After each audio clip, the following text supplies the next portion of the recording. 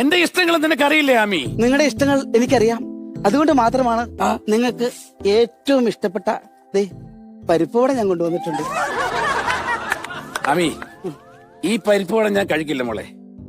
ഈ പരിപ്പോടെ ഞാൻ കഴിച്ചാൽ നിനക്ക് എന്നോടുള്ള സ്നേഹം കൂടും. പക്ഷെ എന്റെ സഹതടവുകാരന് എന്നോട് ഞാൻ അവനോട് കാണിക്കുന്ന ഏറ്റവും വലിയ ക്രൂരതയായിരിക്കും മോളെ ഇത്. വ്യക്തമായില്ല. അവന് കിടന്ന് ഉറങ്ങണ്ടേ? കൈവിട്ട കാര്യങ്ങളാണല്ലോ ഈ ജയിലിൽ നടന്നുകൊണ്ടിരിക്കുന്നത്. അതെ ആമി. നിരഞ്ജന, എന്നെ കുറിച്ച് വല്ല വിചാരമുണ്ടോ?